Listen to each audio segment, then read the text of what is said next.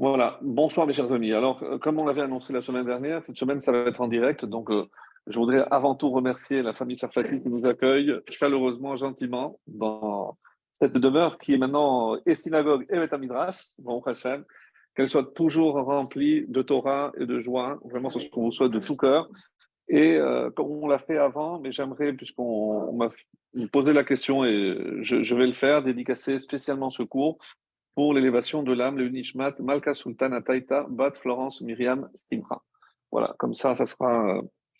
Alors, avant d'entamer le thème que je voulais développer un petit peu avec vous ce soir, j'aimerais revenir sur une notion extrêmement importante. Alors, on ne nous a pas annoncé le programme, j'imagine. Alors, s'il y a beaucoup de femmes, c'est que vous pensez que j'allais parler de Pessah, mais ce n'est pas le cas.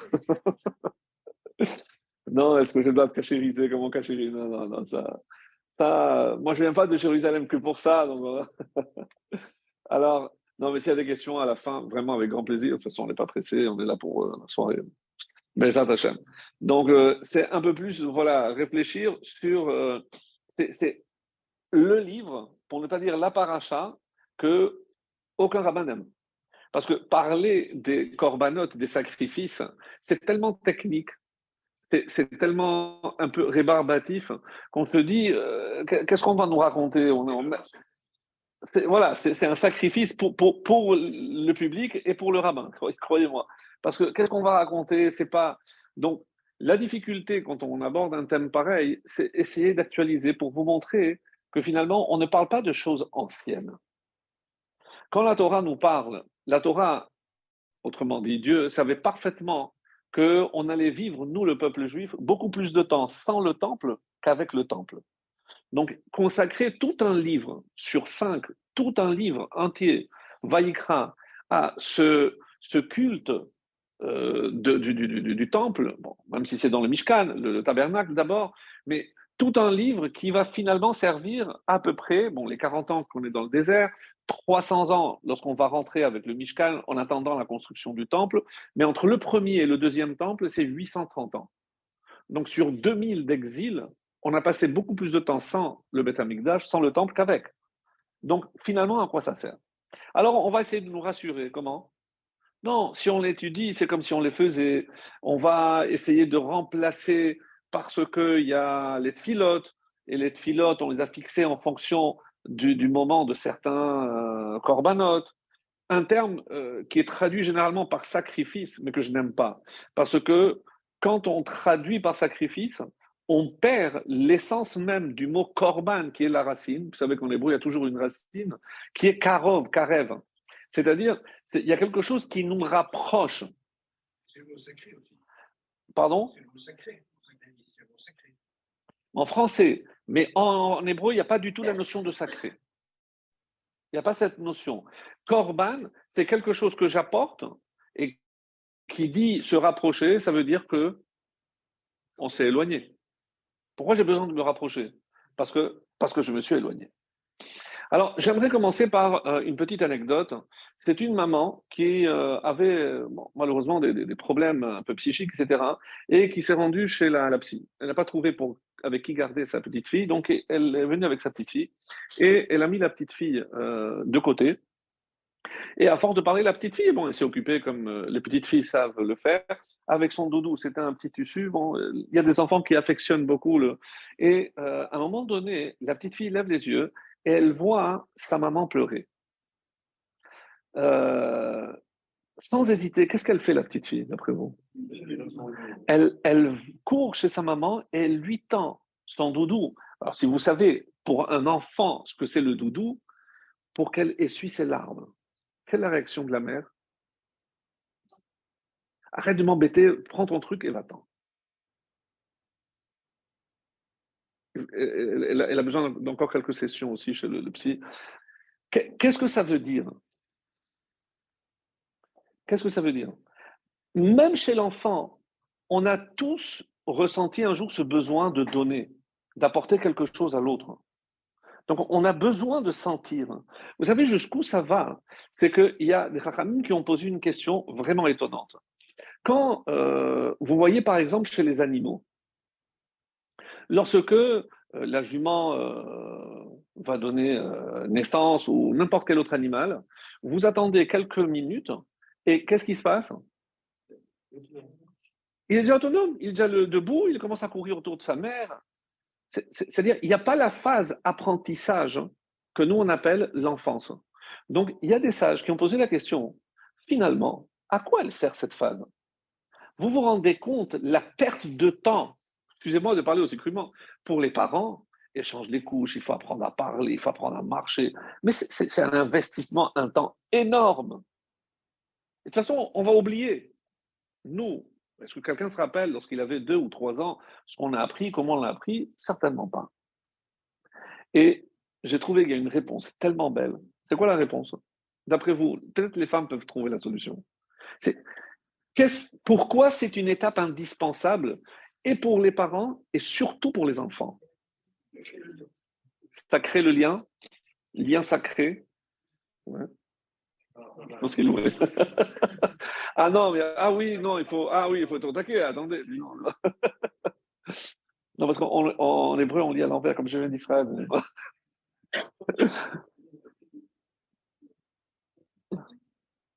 Qui a dit? La construction, mais de quel point de vue la construction? C'est très très bien. Parce que Ben, on joue sur le mot altikré, banaïr et la bonaïr. Donc un enfant, c'est une construction. Je dois le construire. Donc c'est pour ça que la racine de Ben, c'est bonner, c'est construire. Comment un enfant se construit? Qu'est-ce qu'il a besoin de sentir?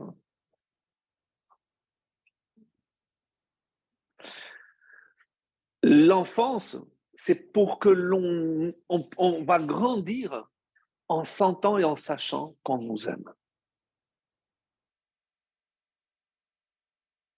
Sans cette étape indispensable, ça risque de donner des adultes qui sont complètement déséquilibrés parce qu'il leur manquera toujours cette affection des parents. Qu'est-ce que c'est un enfant construit? Un enfant qui sent qu'on l'aime. Je vous assure que c'est tellement, tellement important. À quel point, même quand Dieu parle de nous, comment il nous appelle toujours? Béni Bechori. C'est mon fils, mon premier-né. C'est-à-dire que Hachem porte toujours un regard sur nous comme un enfant. Pour Hachem, on est ses enfants. Et qu'est-ce que les parents apprennent, à part la patience, une bonne dose, mais qu'est-ce qu'on apprend? À donner, à aimer, de manière désintéressée. Parce que dans le couple, on attend un petit peu, même si on ne le dit pas, mais on attend un petit peu la réciproque. Je ne dirais pas c'est donnant-donnant, mais on attend que comme moi je respecte ma femme, qu'elle me respecte, comme je l'aime, qu'elle m'aime, c'est normal. Mais un enfant, il ne fait que prendre. Il apprendra à donner. C'est-à-dire que pour les parents, c'est un exercice extrêmement difficile. De temps est tellement donné sans rien attendre en retour. C'est un apprentissage. Et donc, toute cette période de l'enfance, elle est constructive, aussi bien pour les parents, mais surtout pour les enfants. Donc, si je considère qu'Hachem nous voit toujours comme ses enfants, jamais on cessera de l'être. Peu importe ce qu'on devient, peu importe ce qu'on est, pour Hachem, on restera toujours ses enfants. Ce garçon, on dit comme ça, il est allé à l'armée et sa femme, sa mère avait divorcé et il n'a plus voulu entendre parler de sa mère. Il a coupé tous les ponts avec sa mère. Lorsque sa mère a entendu qu'il était à telle ou telle base militaire, elle a appelé, arrive-moi chez les mains, elle a appelé et on lui a dit, il n'est pas là. Elle a compris qu'il ne voulait pas lui parler. Il rendait sa mère responsable du divorce. C'est d'ailleurs un des thèmes du dernier film de Florian Zeller. Ah, vous n'êtes pas au courant? Moi, d'Israël, je suis au courant. Attendez, c'est honteux, ça. De Sun. Non, je vous tiens au courant un petit peu. C'est le même qui a fait de Father. Il a fait maintenant le film. J'ai peur pour ça. Ah, le troisième tome. Troisième partie. Ah ouais. Il va toujours vérifier. Et alors, donc, elle va à la base, elle rentre, dit, est-ce que vous pouvez appeler un tel? Et il a demandé qui c'est une femme. Il dit que je ne suis pas là. Hein? Qu'est-ce qu'elle a fait, la mère? Ça ne vous dérange pas d'apporter une chaise? Une chaise? Je dis oui, je vais attendre ici. Je ne pouvais pas rester dans la base. Pas de problème, je reste à la porte. Je dis madame, mais vous allez rester là. Je dis oui. 1 heure passe, 2 heures passent, 3 heures, la mère ne bouge pas. Le fils arrive. Je dis, mais maman, je peux savoir ce que tu veux? Je voulais juste te dire une chose. Peu importe ce que tu fais, peu importe ce que tu deviens, pour moi, tu seras toujours mon fils. Il a fondu en larmes, il a embrassé sa mère. Pourquoi je fais cette introduction? Parce que nous, on pense que les corbanotes, c'est un truc dans le temple, on égorgeait les animaux, on se dit, bon, qu'est-ce que ça met en jeu finalement? Parce que c'est quoi que Hachem cherche à travers ces corbanotes? Est-ce que vous savez que dans le mot Vaïkra, il y a un petit aleph? Vous lirez, vous entendrez des milliers d'explications. Mais une que j'ai, moi, personnellement, beaucoup aimée, je ne l'ai jamais rapportée, c'est que quand je dois étudier ce thème, avec qui je dois le faire? Avec les petits, avec les enfants. Parce que, pourquoi le Aleph? Alors, pas souvent, c'est parce que quand Dieu a appelé Moshe, Moshe a dit, tu ne vas pas m'appeler, qui je suis moi pour que toi tu m'appelles? Donc, il a dit, non, dit, écris sans Aleph. Bon, il y a une négociation, finalement, il a dit, bon, j'écris le Aleph en petit. Mais on profite pour dire aussi, c'est que quand on en commence à enseigner aux enfants, on commence par lui du Vaïkra. Mais sincèrement, demandez à n'importe quel pédagogue. Vous allez commencer avec des notions tellement abstraites. Il y a combien de types de sacrifices il y a? Où est-ce qu'il fallait les offrir? Quelles étaient les conditions? Quel type d'animal? C'est quoi ça? C'est mieux de recommencer par des histoires d'Abraham, de Yitzhak, de Jacob, la sortie d'Égypte. On va en parler toute la soirée de Pessah. C'est mieux. C'est plus sympa. Non.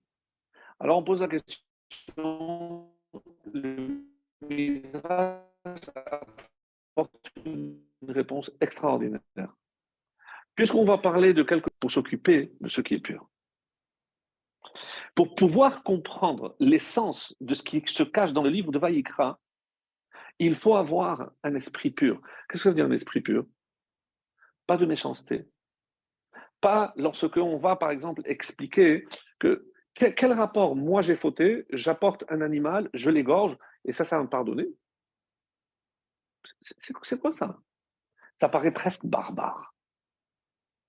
Nous, on s'imagine le temple avec de l'or, du bois, mais s'il y avait des sacrifices tous les jours, c'était plein de sang, c'était un abattoir. C'était un abattoir. Nous, on se fait des films en pensant que le Beth Amikdash, c'était quelque chose de super avec les chants, les Kohanim, le Kohen Gadol. Mais au final, c'était un abattoir. C'est quoi le sens? C'est ça l'idée. Alors, pour ceux qui sont un petit peu déjà habitués à ces notions que je vais citer, la vraie question, c'est de savoir qui maîtrise mon moi. On a deux parties. En gros, nous, on dit toujours le corps et l'âme, que l'âme vient d'en haut, le corps vient d'en bas. Combien de partenaires, on va dire comme ça, d'associés il y a pour la création d'un homme? 3. Qu'est-ce que Dieu, avec quoi Dieu contribue-t-il? C'est tout? Alors la Gemara donne 3 choses que Dieu donne. La Neshama, c'est sûr, mais il y a autre chose aussi très important. La preuve qu'il y a un livre qui s'appelle le Sefer HaYetzira, le livre de la création. On dit par exemple que les frères de Yosef connaissaient ce livre et on peut créer un animal et même un être humain. Comment je reconnais un être humain qui est créé par un homme et pas par Dieu? Donc, Dieu donne la parole. La parole nous est donnée comme un cadeau qui ne peut venir que de Dieu. Et d'où je le vois, il y a marqué Vaïpar be'apav nishmat hayim. Il a insufflé un nishmat hayim, un souffle de vie. Et dans le Targum, La traduction araméenne, qu'est-ce qu'on dit? Ruach memalela, l'esprit de la parole. La parole est quelque chose qui vient d'en haut. Très bonne question. Elle commence. Suivez. Et les autistes. Alors, je ne vais pas rentrer dans des explications trop ésotériques, parce que ce n'est pas le thème, mais je vais vous permettre de réfléchir, un élément de réponse, on va dire comme ça. J'aime pas dire je donne des réponses, mais un élément de réponse. Il y a énormément de questions qu'on se pose sur la souffrance ici-bas concernant des hommes ou des femmes ou des enfants qui n'ont pas demandé à subir ce qu'ils subissent. C'est la fameuse question que même Moshe Rabbeinu a posée à Dieu. Tzaddik verarlo et Racha vetovlo. Comment quelqu'un qui n'écoute rien de ce que Dieu lui demande, et apparemment tout lui réussit. Sa famille, tout le monde en bonne santé, il est bien, il a réussi. Et l'autre, le pauvre, le tzaddik, il se tue à la tâche pour écouter, pour étudier, pour faire les mitzvot, et il est en galère. Comment expliquer ça? Bon, ça, c'est la fameuse question. On dit que la vraie récompense n'est pas ici. Bon, il y a plusieurs réponses à ça. Mais maintenant, il y a aussi une autre réponse d'un type un peu différent. Et c'est avec l'apparition du Harizal, donc à peu près 5 siècles, qui a introduit, ce n'est pas une notion nouvelle, mais lui, il l'a appliquée au quotidien. Et on appelle cette notion-là les Gilgulim. Les Gilgulim. Bon, on va traduire ça par métempsychose, la réincarnation, il y a plusieurs termes. C'est-à-dire, c'est qu'une âme descend ici dans un but précis. Si jamais elle n'a pas terminé sa tâche, donc elle est appelée à revenir. Et revenir, ce n'est pas un cadeau. Parce que pour l'âme, et on va en parler, puisqu'on va parler aussi un petit clin d'œil à Pessah, pour l'âme, on ne peut pas imaginer ce que c'est que de se retrouver enfermé dans un corps humain. Elle qui est infinie, c'est une partie Chelek Elokamimal, comme ça c'est marqué, donc c'est une étincelle divine. Comment imaginer qu'elle puisse supporter d'être dans un endroit aussi étroit, aussi contigu que le corps humain, avec tous les besoins du corps? Elle qui vient de si haut. On dit que les anges crieraient, les voilà, ils souhaiteraient plus que tout venir dans un corps humain pour répondre au Kadosh. Alors, ça c'est une autre question qu'on va laisser de côté. Bon, eux, ils ont déjà leur service. Eux, ils disent Kadosh, Kadosh, donc c'est les Malachim, donc ils ont leur service. Alors, et parce qu'il y a une mauvaise expérience. Donc les deux Malachim qui ont voulu dire nous on va descendre et on ne va pas fauter, ils sont venus et bon, ils sont tombés. Donc il faut écouter. Donc pourquoi je vous dis ça?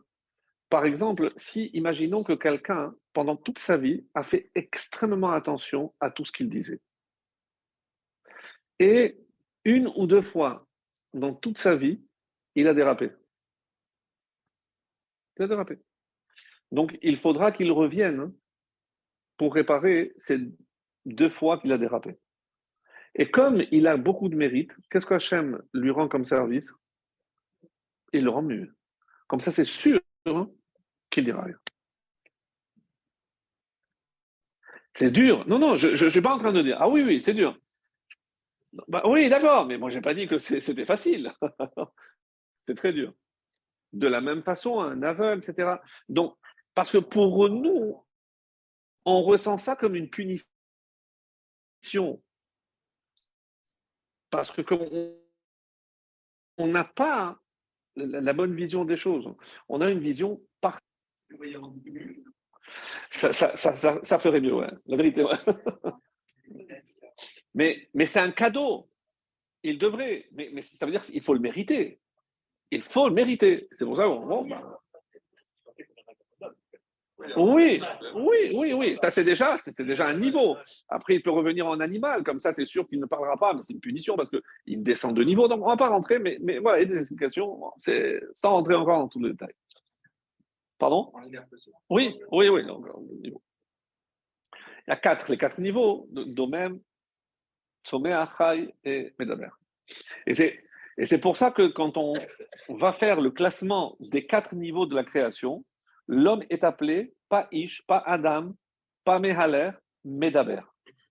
Ce qui caractérise l'homme par rapport à tout le reste de la création, c'est sa faculté de parole.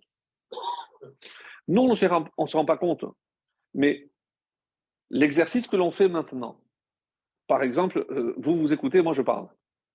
Qu'est-ce que je vous transmets? Un savoir, des enseignements, mais c'est quelque chose de complètement immatériel. Le savoir, une connaissance, la Torah. Mais le seul moyen de transmettre, c'est grâce aux lettres, grâce aux mots. Et pourquoi vous m'entendez? Parce qu'il y a un souffle, c'est-à-dire la parole. Je ne peux véhiculer même quelque chose de très élevé, si ce n'est à travers quelque chose de purement matériel. Et l'exemple qu'on avait donné la semaine dernière, c'est comme la transmission de l'essence. Je peux le faire de deux façons, soit de maître à élève. Je ne me considère pas votre maître, mais c'est cette relation qui nous unit en ce moment, et la relation de père à fils. Comment un père transmet toute son essence à un autre être humain? Mais comment il peut tout transmettre à un autre?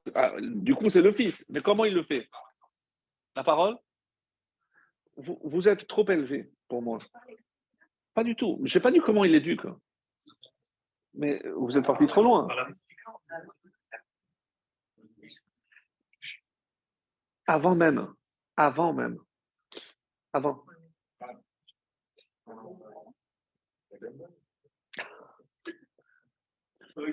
Là, c'est. Vous avez oublié. Pirkei Avot, d'où on vient? De la semence. D'une goutte. Comment expliquer que dans quelque chose d'aussi petit et aussi matériel, je puisse véhiculer l'essence de tout un être? Vous allez me dire, oui, mais c'est l'ADN, tout ce que vous voulez. Bien sûr que oui. Mais comment je peux concentrer autant d'informations dans. Aujourd'hui, même la nanotechnologie, mais à côté, c'est rien. Mais c'est incroyable. Mais ça passe forcément par quelque chose de matériel. C'est obligatoire. Donc, je reviens à Vaïkra. Lorsque on sait qu'on a mal agi, qui nous le dit? Notre conscience. C'est-à-dire, c'est la meilleure preuve, comme dira le Tanya, qu'on est composé de deux parties. J'ai parlé tout à l'heure de l'âme et du corps. Mais il y a, et c'est comme ça que le Tanya développe, c'est la partie que j'appelle céleste, divine, c'est le Nefesh Elokit, qui vient de Dieu, et il y a la partie qui vient d'en bas, de la terre, Nefesh Behemit, qu'on appelle l'âme animale. Si vous n'avez jamais ouvert le Tanya, vous n'avez jamais entendu. Comment vous imaginez, vous, Nefesh Bahamit, c'est-à-dire l'âme animale?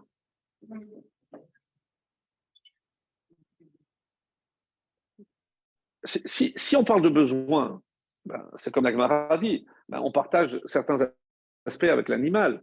On a besoin de manger et de boire. En soi, ce n'est pas mauvais, si je ne parle que de ça. Pourquoi ça pourrait être mauvais? Parce que j'en oublie mon échelle. Parce que c'est un peu comme à la guerre. À la guerre, là, entre la Russie et l'Ukraine. Vous savez, il y a une ville maintenant qui est en train de faire, je ne sais pas comment ça s'appelle, je ne sais pas comment ça s'appelle. Et qu'est-ce qui se passe? C'est finalement qui va dominer cette ville? La Chassidoute dit, le corps, c'est la ville. Donc il y a Nefesh Elokit et Nefesh Behemit. La question qui se pose maintenant, c'est qui va dominer? Est-ce que je vais tirer vers le bas ou je vais tirer vers le haut? Et cet équilibre, c'est ce que je dois évidemment essayer d'atteindre. Si je laisse ma Nefesh Behemit dicter le comportement, alors j'ai perdu la bataille. Pourquoi? Parce que c'est lui qui va maîtriser la ville. c'est l'instinct.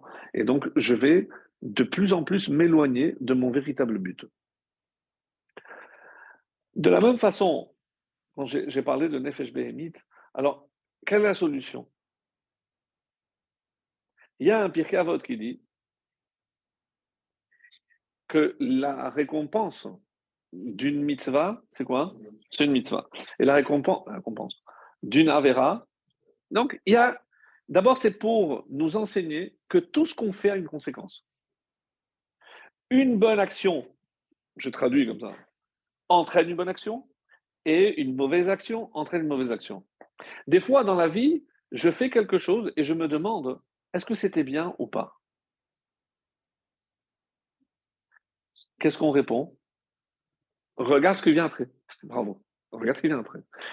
Ce que tu as fait, si ça t'a fait réfléchir à des choses et que ça va t'entraîner à faire des choses bonnes, donc parce que tu as fait quelque chose de bien, ça veut dire que ce que tu viens de faire est quelque chose de bien. Il y a une histoire dans le Talmud très connue de Rabbi Chania ben Teradion avec son maître. Rabbi Chania ben Teradion, il fait partie des 10, mais il y a des chaises. Hein. Il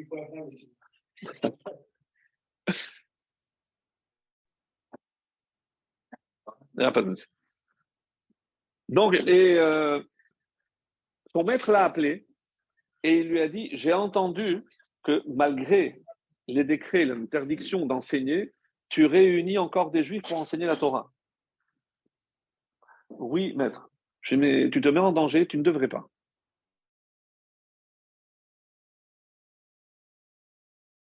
Ce que le maître avait dit, il s'est fait attraper. Il s'est fait attraper. Et si vous avez entendu comment il est mort, ils l'ont entouré, ils ont mis du coton pour faire durer le supplice. Terrible. Avant de mourir, il a posé une question à son maître. C'est quoi la question qu'il a posée? Maître, est-ce que j'aurai le monde futur? Il donne sa vie pour la Torah et il se pose la question s'il va avoir le monde futur. Il y a une plus grande messirut nefesh, une plus grande abnégation que ce qu'il a fait, donner sa vie pour la Torah et pour transmettre la Torah. Et il a un doute. Ah, toi tu dis par ça. Pas mal. Moi j'ai entendu une autre réponse aussi très originale. Je pense que très très belle. Il y en a qui sont enclins à la spiritualité. Donc quand ils étudient, quand ils pratiquent la Torah, pour eux c'est un kiff. Ça ne leur demande pas d'effort. Pourquoi? Parce que eux aussi en tirent un certain plaisir. Donc, qu'est-ce qu'il a posé comme question à son maître? Comment je peux savoir si tout ce que j'ai fait, est-ce que je l'ai fait vraiment pour Dieu ou je l'ai fait pour moi-même? Pardon? C'est pas le top. À son niveau-là, c'était pas le top. C'est pas le top. Alors, qu'est-ce que le maître lui a posé comme question? Est-ce que tu as entre tes mains une bonne action? Il réfléchit et il lui dit oui. Je dis, ah bon? Alors, raconte-moi. Il a dit c'était à Purim. C'était à Purim. Et j'ai ramassé de l'argent pour les pauvres, pour Matanot Lavionim. À un moment donné, j'ai confondu parce que j'avais de l'argent aussi pour la Tzedaka. Et j'ai tout confondu. Comme je ne savais plus, j'ai tout donné aux pauvres. Qu'est-ce qu'il lui a dit? Pourvu que ma place au monde futur soit à côté de la tienne. Sincèrement, c'est à ne rien comprendre. C'est parce que, attendez, on ne parle pas de millions, hein. On parle des petites sommes. Je veux dire, c'est pas des gens. Mais qu'est-ce que ça veut dire que parce qu'il a été prêt à tout donner aux pauvres, qu'est-ce que ça a révélé? D'après ce qu'on a dit. Si je dis que tu as pensé que quand tu étudies la Torah et maintenant tu as envie de donner et d'aider les pauvres, qu'est-ce que ça prouve? Que ce que tu fais, c'est pour les autres et pas pour toi. Et ça, la notion en hébreu s'appelle l'ishma. C'est d'une manière désintéressée. Et où je le vois? Pas dans les grandes actions que je vais faire, dans les petits détails. Parce que ce qu'il a fait là, et ça c'est l'autre explication que j'ai entendue, personne n'est au courant. Il y a des choses que tout le monde sait qu'il s'est fait attraper et qu'il va être tué sur la place publique, brûlé vif. Ça, tout le monde le sait. Et tout le monde sait pourquoi. Mais qui est au courant de cette erreur qu'il a eue et à la fin, il a tout donné aux pauvres? Personne. C'est Hachem. Donc, je reviens aux trois associés. Hachem, il donne la neshama, il donne la force de la parole et autre chose aussi, très curieux, qui s'appelle Chochmat Halev.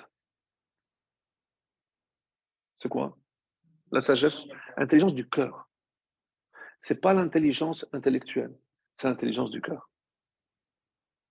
Et après, bon, vous savez la suite, ce que la mère donne, c'est tout ce qui est rouge, et le papa, il donne tout ce qui est blanc. Il y a aussi une idée intéressante, c'est que dans Adam, donc il y a trois lettres. Aleph, ça vaut 1. Donc, qui est appelé aussi Aleph? C'est Hachem. Et vous savez pourquoi? D'abord parce qu'il est un et unique. Mais comment on écrit le Aleph? C'est un Yud et un Vav penché. 10, 10 et 6. Ça fait 26. Si j'enlève Aleph, c'est Dieu, il reste Dalet et Mem. Ça fait combien? C'est 44 Dam, c'est le sang. Père et mère en hébreu. Av, c'est père. M, c'est mère. Av, ça fait combien? 3. M, 41. La somme, c'est 44, c'est Dam. Oui, voilà. Le compte est bon. Vous avez compris. Même dans les lettres, on voit des choses qui sont vraiment très élevées. Et même quand on dit que dans Adam, il y a trois associés, et je vous le démontre même dans le mot. Donc, c'est de ça qu'on parle. Donc, je reviens maintenant à mes corbanotes. Parce que c'est de ça qu'il faut parler. Quand je sais que j'ai mal agi, on va dire la première réaction qui me vient, c'est quoi?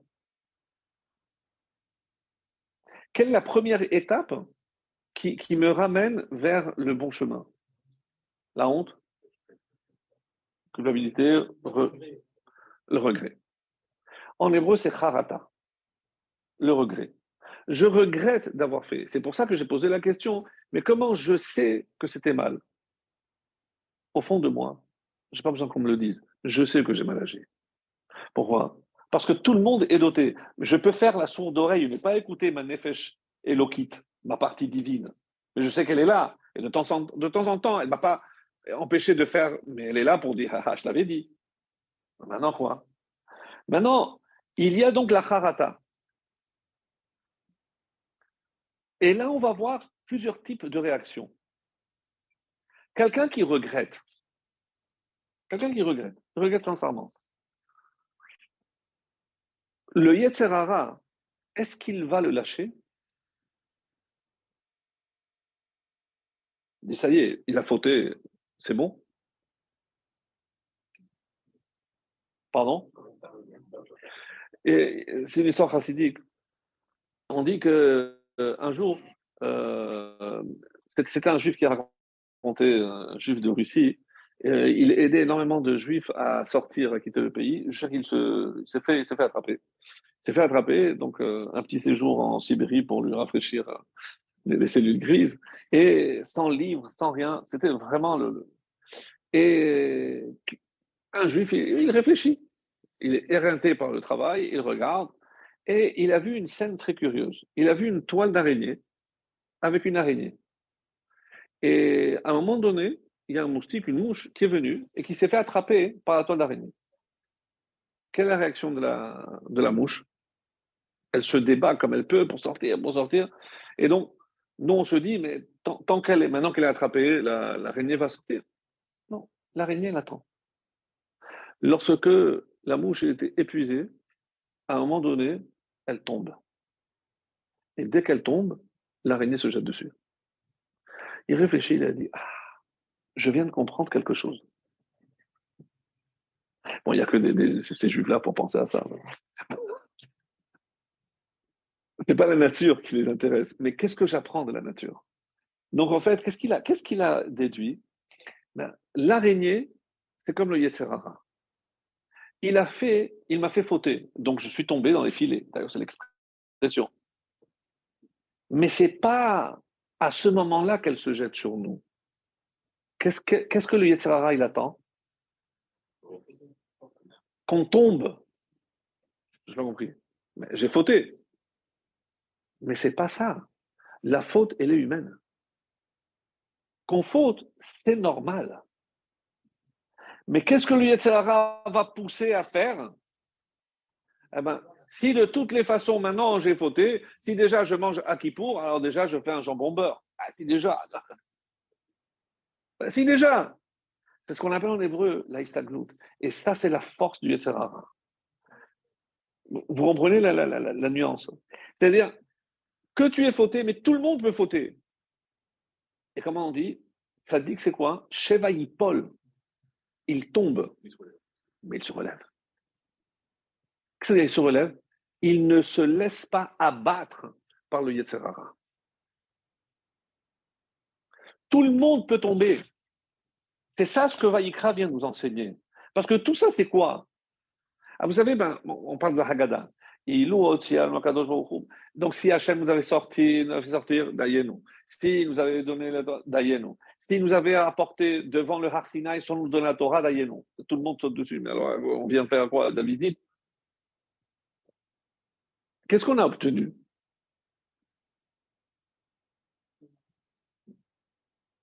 Ça, attendez là, ça c'est la fin. Donc, qu'est-ce que ça veut dire? On arrive jusqu'au Har Sinaï sans recevoir la Torah. Mais on a déjà répondu, Naaseh Venishma. Est-ce que vous voulez la Torah? Oui. À ce moment-là, on était déjà libre. À ce moment-là, on était libre. Même si on n'a pas reçu la Torah, on était prêt à l'accepter, ça suffit. Et s'il ne nous avait pas fait rentrer en Israël, ça aurait suffi. Et s'il ne nous avait pas donné Bet HaBechira, le temple, ça nous aurait suffi. Et pourquoi la dernière phrase? C'est-à-dire que tout ça se termine par quoi? Lechaper alkol avonotenu. Pour expier, pour nous faire pardonner de toutes nos fautes. C'est-à-dire que le but du Bet HaMikdash, c'est effacer nos erreurs. Effacer nos erreurs. Tout ce but. C'est déjà, on part du principe qu'on va fauter. Parce que si je suis en train de préparer la réparation, c'est que je pars du principe que oui, on va fauter. Et c'est ça qui est extraordinaire, mes amis. C'est que la Torah ne cherche pas des êtres parfaits. Mais parmi les Avot, qui était le plus parfait? Yosef. Yosef n'est jamais tombé. Yehuda est tombé, Yaakov, il a épousé 2 sœurs, tout ce qu'on peut dire. Yosef n'est jamais tombé. Mais le Mashiach, qui amènera les temps messianiques, il ne descend pas de Yosef, il descend de Yehuda. Yehuda, oui, il a fauté. Il est allé, il croyait que c'était une prostituée. Même si après, on va dire, non, c'est l'ange qui l'a poussé, etc. Mais bon, il a reconnu, il s'était trompé. Il a fauté. Yehuda a fauté. Mais ça n'empêche pas d'être le roi d'Israël et l'ancêtre du Mashiach. On ne pense pas à ça. Oui. Mais celui qu'on attend, bon, tout le monde n'est pas d'accord. On dit que c'est 2 étapes, que ce n'est pas un homme. Bon, il y a plusieurs explications. Mais ce que moi je veux retenir par là, c'est qu'on ne cherche pas la perfection. On ne cherche pas la perfection. Quel type de faute est venu le temple pour réparer? Dans le temple. On nous dit qu'il y a plusieurs types de sacrifices. On rentre, encore une fois, je tiens à vous rassurer, je ne vais pas partir dans tout ce qui est la technique, combien, quel type. C'est trop complexe, c'est pas. En gros, je pose la question. Est-ce que si j'ai fait une faute volontaire, je peux me faire pardonner en apportant un animal? Non. Qu'elle devienne involontaire à Kippour et de cette faute involontaire qu'elle devienne une Non, bonne. ni Kippour, ni rien du tout. Je te dis, par exemple, il y a le premier type de korban s'appelle Ola, traduit en français par Holocauste. Et d'ailleurs, on pose la question pourquoi Ola? Parce que tout monte. On la brûle en entier. Ni le Kohen ne prend rien, ni celui qui apporte. La bête est entièrement brûlée. Si personne n'en profite et qu'il faut la brûler, vous dites que c'est pour quelque chose de grave ou quelque chose de pas grave? Grave. Parce que personne n'en profite, ça veut dire qu'il faut tout brûler, ça veut dire qu'il y a beaucoup, je dois tout donner. Grave. Volontaire? Non. Attendez. Et après, il y a khatat. Khatat, c'est expiatoire. Le vendredi soir, je me lève, bon, je suis encore dans les vapes, 3 heures du matin, je rentre dans les toilettes, Shabbat. Shabbat. Khatat. Ça, c'est involontaire, je dois apporter. À ce propos, pour montrer la connaissance qu'avaient les Chachamim de la nature humaine, il y a le Shabbat, une halakha qui m'interdit d'étudier à côté d'une flamme. Mais au contraire, je vois mieux. Il n'y a pas d'électricité, je vous rappelle. Donc, je vais mieux voir. Et il y a, non, Shema Yate, de peur que j'incline. Pourquoi? Parce qu'il va rester pas assez d'huile et que la flamme va aller en s'amenuisant. Qu'est-ce que j'ai tendance à faire? À pencher pour que la flamme augmente. Vient quelqu'un qui s'appelle Rabbi Ishmael. Rabbi Ishmael, il dit, moi je vais étudier et je ne vais pas pencher. Il a étudié et il a penché. Non, ça prouve sa grandeur. Pourquoi? Parce qu'il était tellement dans ce qu'il étudiait qu'il a oublié que c'était Shabbat. Il s'est rendu compte que il a dit, quand le temple sera reconstruit, j'apporterai khatat, une grosse, pour me faire pardonner. Parce que j'ai transgressé Shabbat, mais il a dit, mais plus grave, je n'ai pas cru en ce que les Chachamim ont dit. Les Chachamim disent, ne fais pas parce que tu vas incliner, tu vas le faire. Non, moi, personne ne doit se croire supérieur.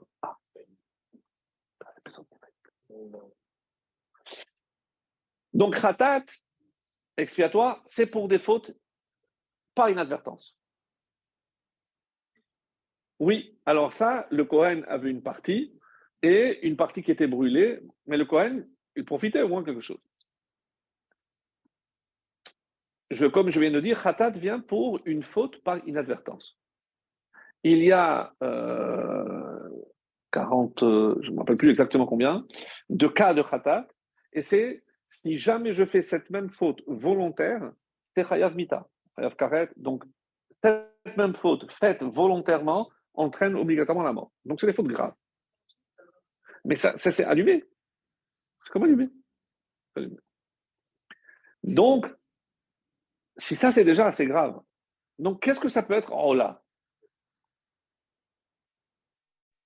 viens, la Torah te dit sur une pensée. Une pensée. Non, allez, j'ai vu une femme, et je commençais à me faire des choses, des films. J'ai vu une bonne occasion de voler quelqu'un. J'ai échafaudé tout un plan pour bien l'arnaquer, mais au final, c'est pas sorti.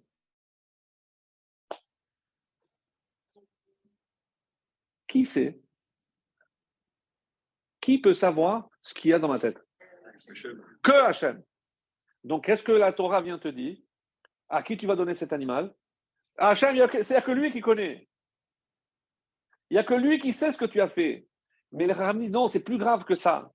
Parce que quand tu fais la faute, tu fais avec le corps, c'est-à-dire avec la partie que ton père et ta mère t'ont donnée. C'est la partie physique. Mais quand tu fais par la pensée, tu utilises la force que Dieu t'a donnée pour fauter. Pour moi, mais j'ai rien fait, c'est bon. Et écoutez bien ce qui est dit, c'est un korban nedava. Je ne peux pas obliger, Qui peut t'obliger à la porter? Parce que personne n'est au courant. Personne t'a vu, personne ne sait ce que tu as fait. C'est Nedava. Si je veux, je le fais.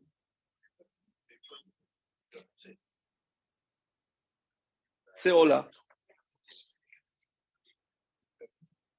Pardon? Non, on n'est pas puni. Et même le Korban Ola, personne ne nous oblige à la porter.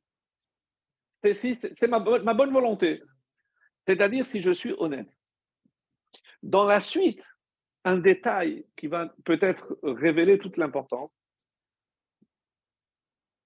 Si je n'ai pas assez d'argent pour acheter un taureau, parce que bon, on parle de taureau et tout, on se dit que bon, apparemment, tout le monde pouvait acheter un taureau, mais c'est pas donné, hein, c'est pas donné.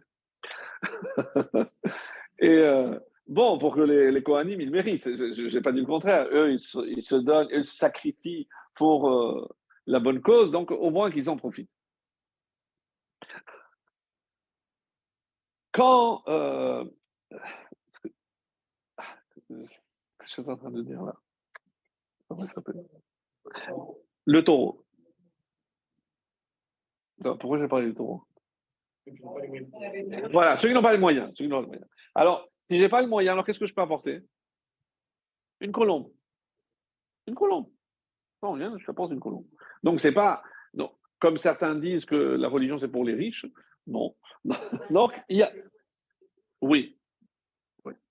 Alors, très bonne question, parce qu'il y a une différence avec Ola et Khatat. Et je vais y venir plus tard.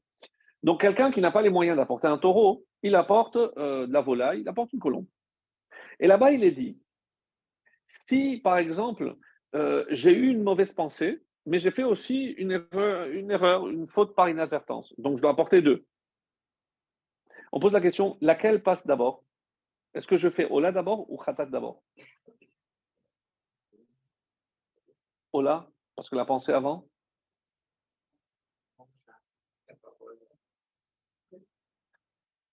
Tout le monde serait tenté de dire ce qu'il dit lui. Pourquoi? Parce que la pensée vient avant l'action. Oui.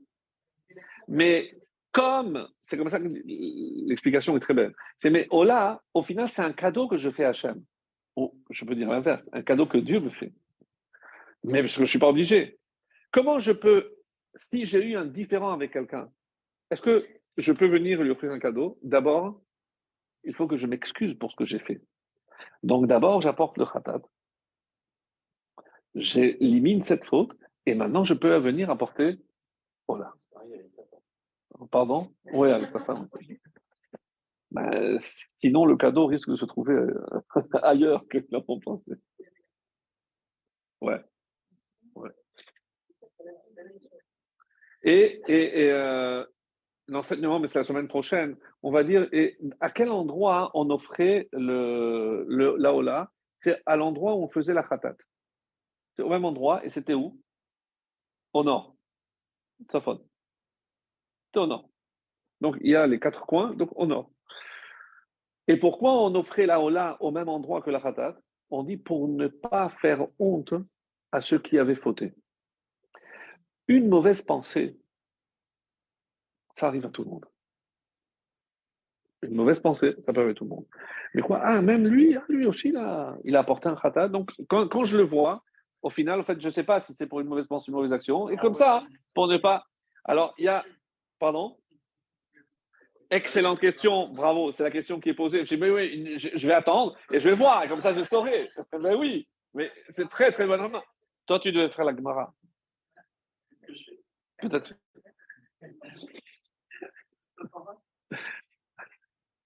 Euh, je sais pas si tu connais cette histoire. Très, très belle. C'est le fils de Rabbi Shimon Bar Yochai. Le fils de Rabbi Shimon Bar Yochai, un jour, il marchait et il devait se rendre dans un village où il était attendu. Et il rencontre un homme, mais non, on voyait avec un peu rouge, un homme, ce qu'on appelle gas, ordurier, ordinaire, non pas ordurier, ordinaire, un homme grossier, voilà, on est grossier. Et il lui dit, dis-moi, dans ton village, ils sont tous aussi mechoharim, aussi laids que toi?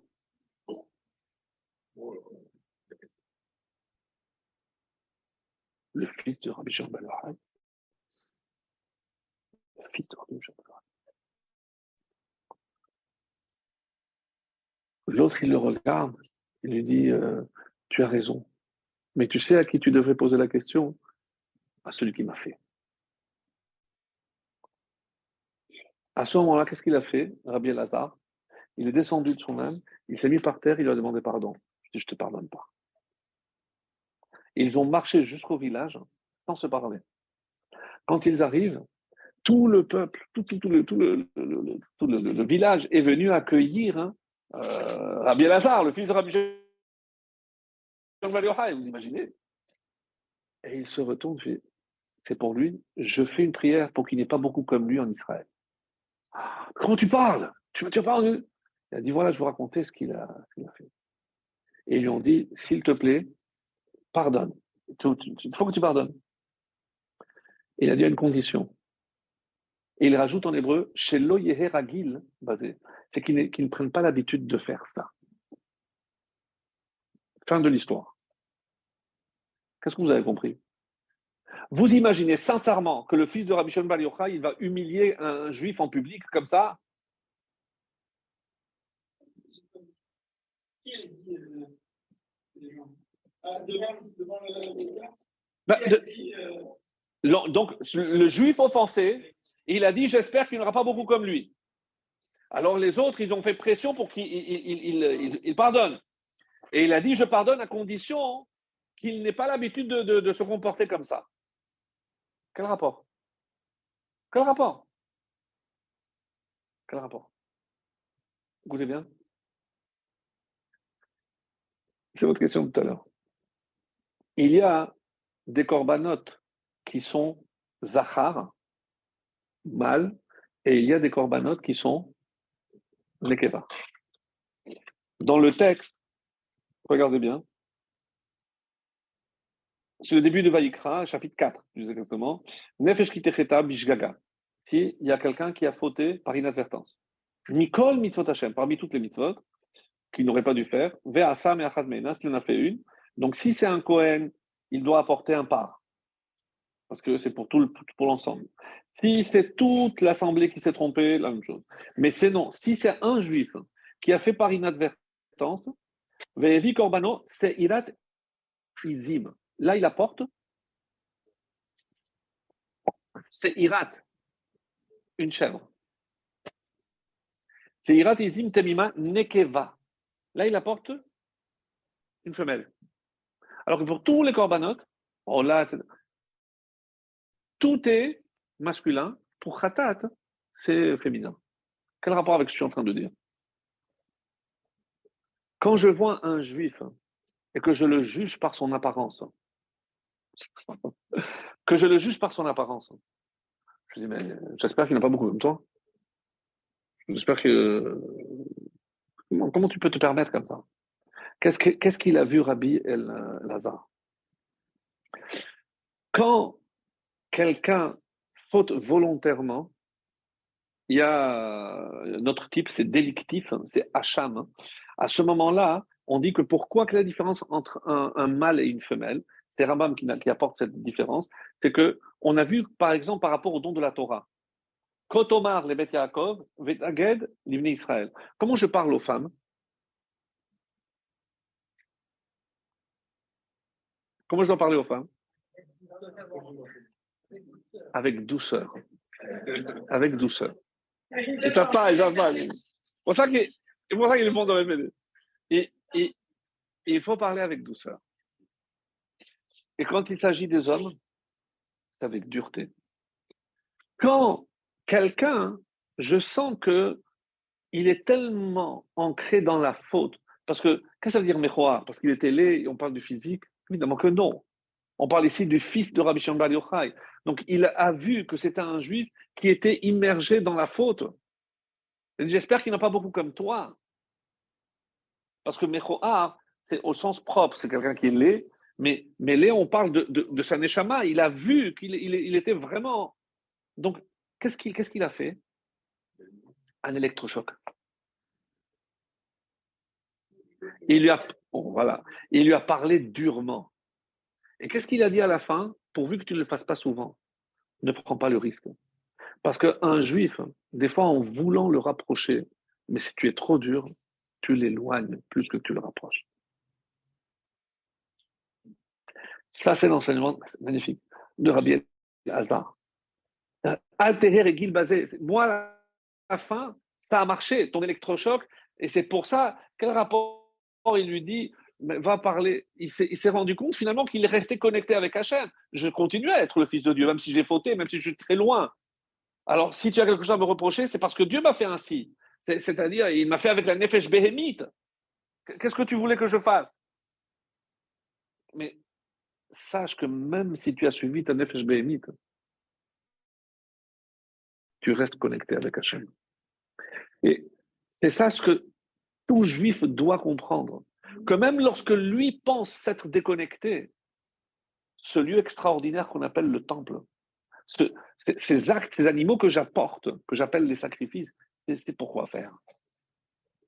Pour me rapprocher, pour rester connecté avec Hachem.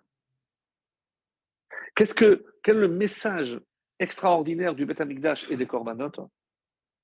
C'est que pour moi, vous êtes des enfants. Les enfants, ils font des erreurs. C'est pas méchant. Ils n'ont pas de méchanceté.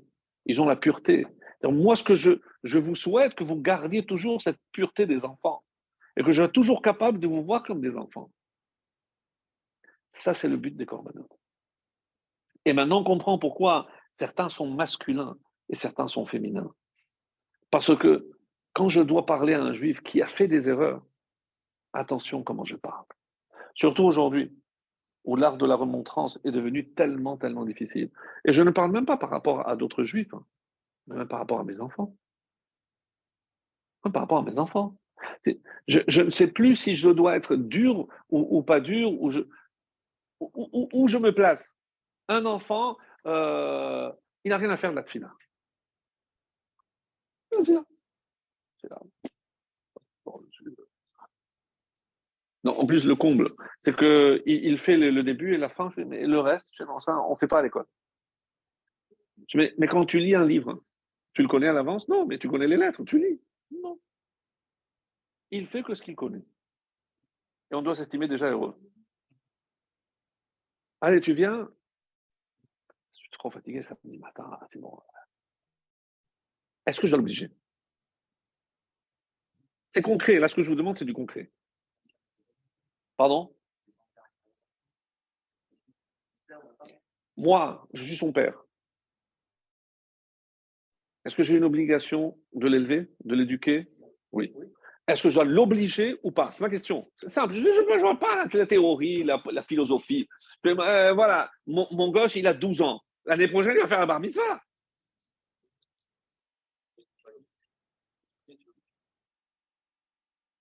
Alors?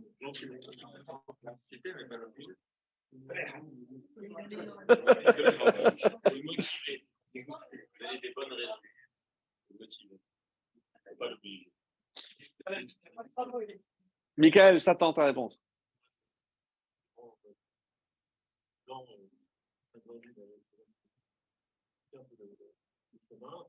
En prenant le risque qu'il se rebelle, mais on abandonne. C'est des plus très actuels. Pour une génération, on nous a dit qu'il fallait être gentil, etc. Aujourd'hui, on revient là-dessus parce que finalement, nos enfants, ils vont jamais grandir. Il faut trouver un juste milieu entre la créa et puis Donc, c'est comment jongler, comment trouver cet équilibre? Comment trouver cet équilibre? Ça ne suffit plus. Je vous assure que si vous faites un tour aujourd'hui, même ici, mais voilà, le père, il se lève tous les matins, il va à la Sina, tous les sabbats ce matin. Et c'est pas parce qu'il n'est pas fatigué, mais il va parce qu'il sait qu'il faut y aller. Et son fils, il le voit, il sait qu'il va tous les matins.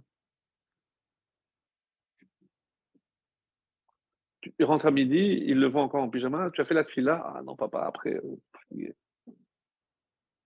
À 12 ans, c'est chaud patate quand même.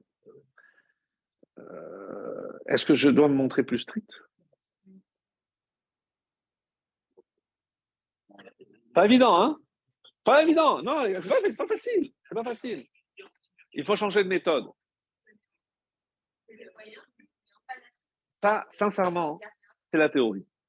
C'est la théorie. Le motiver, chercher. Mais je vais je vais m'asseoir avec lui, on va faire la traduction de la tfila pour lui montrer que c'est beau. La carotte. La carotte.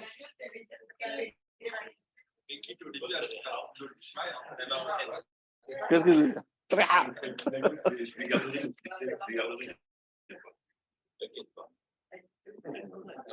Il est évident, voilà, il faut qu'il comprenne que ça fait de la peine à son père et à sa mère.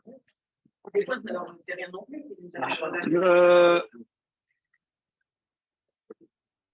Écoutez, une fois peut-être pas, 2 fois, mais 3 fois, 4 fois, il faut lui montrer par notre attitude qu'on est déçu. Qu'on est déçu. La méthode de la carotte, je ne sais pas si à 12 ans ça va marcher. Parce que qu'est-ce qui les intéresse aujourd'hui? Qu'est-ce que vous pouvez promettre? Si tu viens le samedi matin, je vais t'acheter la tenue du PSG avec Mbappé derrière. Je sais pas. Ça va marcher.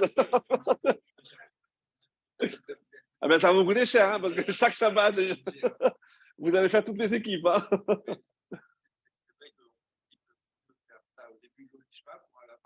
Oui, oui. C'est pour ça que je dis, et je répète, ça peut être une bonne méthode. La méthode de la carotte. Mais on est aujourd'hui dans une génération, ça ne marche pas toujours. Ça ne marche pas toujours. Alors,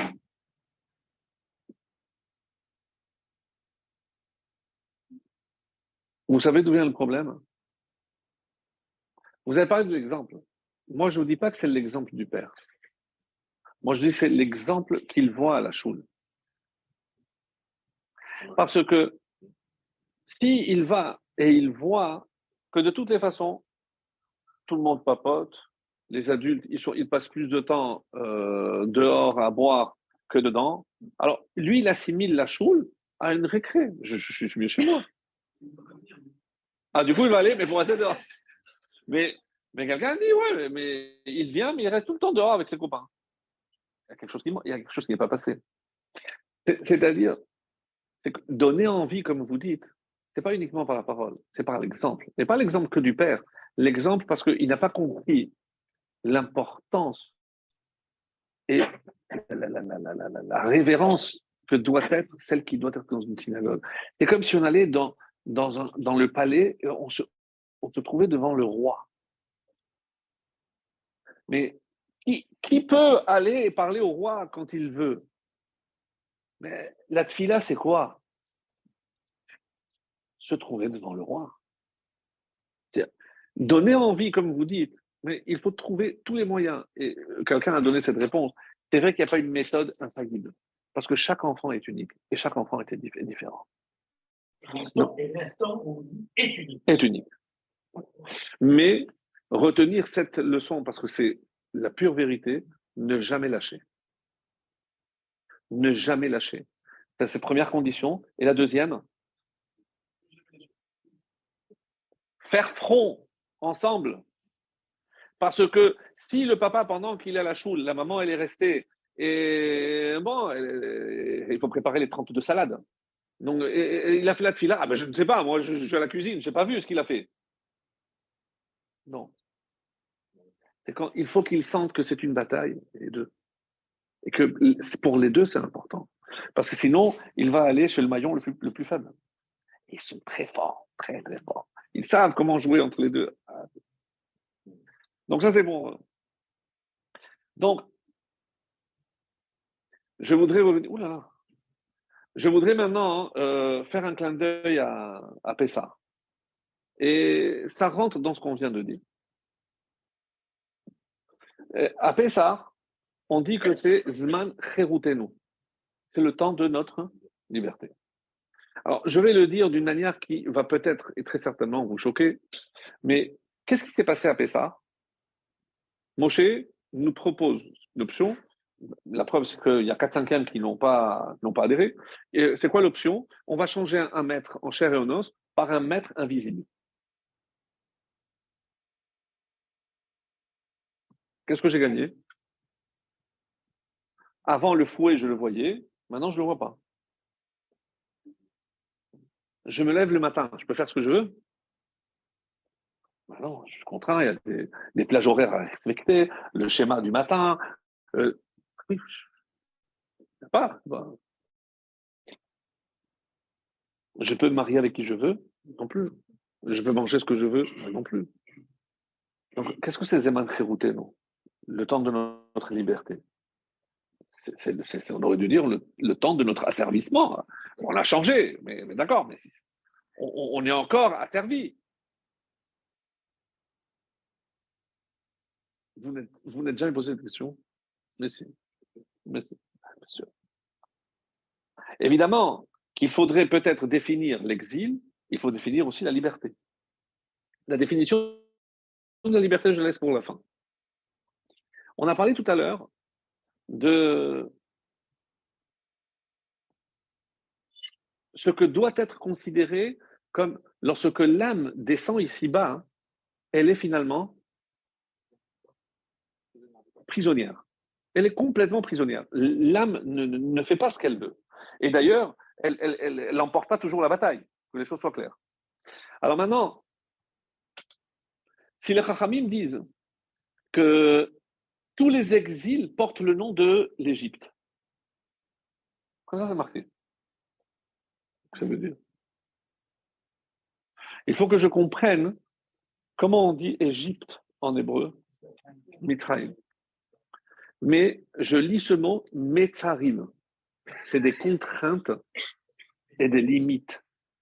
Ça, c'est trois thèses, des contraintes. Quel type de contrainte ou à quel type de contrainte un homme est soumis ici-bas? Le temps? C'est besoin, c'est-à-dire le corps? Ben, le corps, c'est lui qui me dicte, finalement, il est fatigué, je ne peux pas le faire parce que je veux. Il a faim, il faut que je le nourrisse. Très bien. Quoi d'autre? Quel type de contrainte? Ça, c'est le type physique, on va dire. Il y a aussi le type émotionnel. Pourquoi? Parce que j'ai des traits de caractère. Moi, je suis très sensible ou je suis très coléreux, etc. Donc, forcément.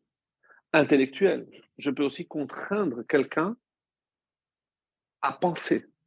Il y a le prêt-à-porter, prêt-à-manger et prêt-à-penser. Oui, allez voir dans les pays communistes, les dictatures, on me dit quoi penser. Et enfin, il y a aussi moral et ou spirituel. Si je résume, physique, émotionnel, intellectuel et moral ou spirituel. 4. Comme quoi? Bavel, tout à fait, Bavel, Perse et Mède, Yavan, la Grèce, intellectuelle, et Rome. Rome, c'est au niveau de la morale. On n'a jamais assisté à ce que l'humanité est devenue aujourd'hui. C'est la Grèce. Jamais. C'est-à-dire que lorsque, quand on a parlé tout à l'heure de regretter, maintenant, et ça c'est une des armes du Yetzer Hara, c'est que non seulement il ne te laisse pas regretter, mais il va te conforter dans la faute. Tu vas t'habituer. Donc, c'est normal. C'est comme ça que Dieu m'a fait comme ça, homosexuel, c'est comme ça. Je suis fier de l'être. Les Pride, fiers, aujourd'hui ils sont fiers. Oui, exactement. L'autre arme du Yetzer Hara, c'est, maintenant que j'ai fait ça, c'est fichu, il ne me reste plus rien. C'est la dépression. Jamais Hachem voudra me pardonner. Ça, c'est quelqu'un qui n'a jamais lu le livre de Vaïkra. Parce que ce que, évidemment, Dieu veut, c'est te pardonner et que tu te rapproches. Donc, il n'y a rien qui pourra nous couper entièrement d'Hachem. Jamais. Et ça, il faut qu'on se le dise. Oui, oui, exactement. Donc, c'est les 4 exils. Et les 4 étaient en Égypte. Donc, que je le veuille ou non, je suis soumis à des contraintes et à des limites. Maintenant, Il y a, c'est un peu choquant ce que je vais dire, mais je peux me le permettre, parce que moi, après, je rentre en Israël, je vous laisse.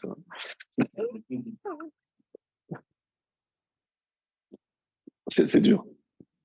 C'est vraiment dur ce que je veux dire. Mais bon, des fois, il faut. Non, mais je dirais avec douceur. Quel était le décret le plus dur que les Égyptiens aient donné? Prendre les garçons et les jeter dans le Nil. Bon, c'est le même principe. Mais à peine sorti du ventre, l'aller le chercher, le jeter dans le Nil, c'est quelque chose.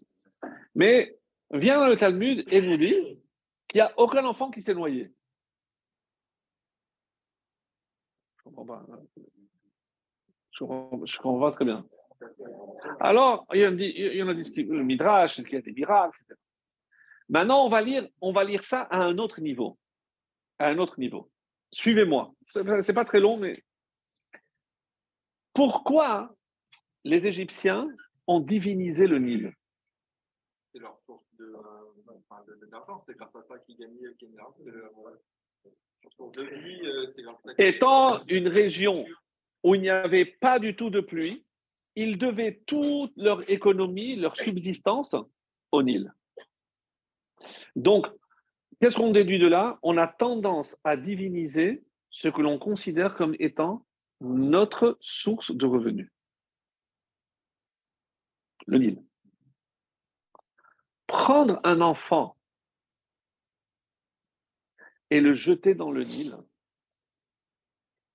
d'après cette image, ça correspond à quoi?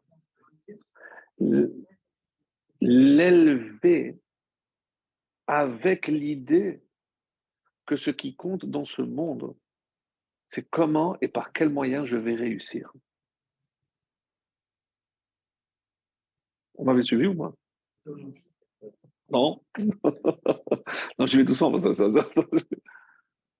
Quelqu'un qui réussit bien dans les affaires, à qui va-t-il attribuer cette réussite? Amen. Amen. Je ne parle pas des gens convaincus. Lui, il n'est pas tombé dans le Nil. Je parle de celui qui est tombé dans le Nil. Il est immergé par cette culture qui fait de l'argent, de la réussite, un Dieu. Et je vais tout sacrifier, puisqu'on parle de sacrifice, je vais tout sacrifier pour ça, pour le statut, pour la réussite, pour tout. Et comment je vais m'investir? Corps et âme. Parce que si pour moi c'est la chose la plus importante, il y a une phrase qui revient et dans la Torah et dans la Haggadah, c'est que les Juifs étaient soumis à avodat parer. Comment c'est traduit? Un travail écrasant. Qu'est-ce que ça veut dire, travail écrasant? Rambam Maïmonide nous dit, c'est un travail sans limite et sans but. Il leur faisait construire sur une terre molle, il faisait détruire et construisait. Quand je m'investis dans un travail qui me demande, qui est pénible, mais parce que ça va être gratifiant, parce que je sais pourquoi je fais cet effort. Donc même si ça va être dur, mais pour moi, je ne vais pas sentir, parce que je sais que c'est pour mon bien. Je veux atteindre ce but. Mais lorsque je fais ça, sans but.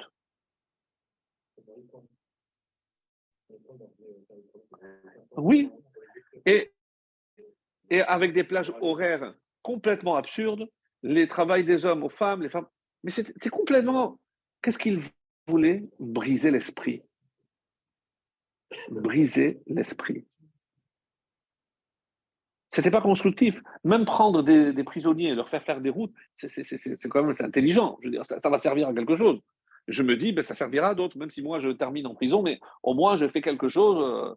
Mon nom, je ne vais pas avoir une plaque, mais je sais pourquoi je fais ça. D'accord. La question que pose Rachamim, très pertinente, c'est mais comment un homme peut s'investir tellement dans quelque chose qui finalement n'est pas l'essentiel de sa vie? D'où il va puiser cette énergie pour aller et continuer? De la seule source qui est inépuisable parce qu'elle est infinie. Son âme. Son âme. Ah! Imagine comment se sent l'âme qui est venue dans l'idée qu'elle allait servir et continuer à s'attacher à la source. À travers quoi? À travers les mitzvot. Et qu'est-ce que j'en fais avec cette énergie? Je l'utilise pour la pure matérialité. C'est l'exil dans l'exil. Déjà, elle est exilée parce qu'elle doit descendre. Et imaginez comment elle se sent. Donc, de ce point de vue, quand je vais définir maintenant ce que j'entends moi par liberté, qu'est-ce que je suis en train de rendre à l'âme sa véritable fonction? Autrement dit, retrouver l'infini. Un travail qui me prend toute la tête, tout mon être, ça veut dire que je suis dans le Nil. Il y a marqué Yegia kapecha kitochal. Qu'est-ce que tu dois manger? L'heure de tes mains, pas de ta tête. Dans ce que tu fais, tu dois investir une partie, pas entièrement. Pourquoi on commence la journée par la tfila? Pourquoi, si je dois étudier, c'est bon que je commence ma journée avec 1 heure d'étude, même une petite demi-heure, mais parce que je suis frais. Donc, je vais offrir à Hachem les meilleures heures, parce que j'ai toute ma vitalité. Et je travaillerai après. Ça veut dire que je sais où sont les priorités. Je vais dire maintenant cette phrase. La route de la sortie d'Égypte passe obligatoirement par le Sinaï. Sinon, je ne suis pas sorti d'Égypte. Si je n'ai pas compris que mon but, et c'est pour ça que quand je dis oui, c'est vrai que j'ai des contraintes parce que j'ai des mitzvot, oui, c'est vrai, bien sûr. Mais qu'est-ce que je suis en train de faire? C'est de rendre à la neshama cette partie infinie qui est en moi pour la reconnecter toujours avec cet infini. Et où je vois ça dans Pessah, si je prends les 3 lettres, P, Samer et Chet, et je l'écris en toutes lettres, P, c'est P, et Samer, et Chet et Tav, c'est 85, 120 et 408. Ça fait combien? 613. C'est quoi Pessah? C'est se connecter avec Hachem à travers les mitzvot.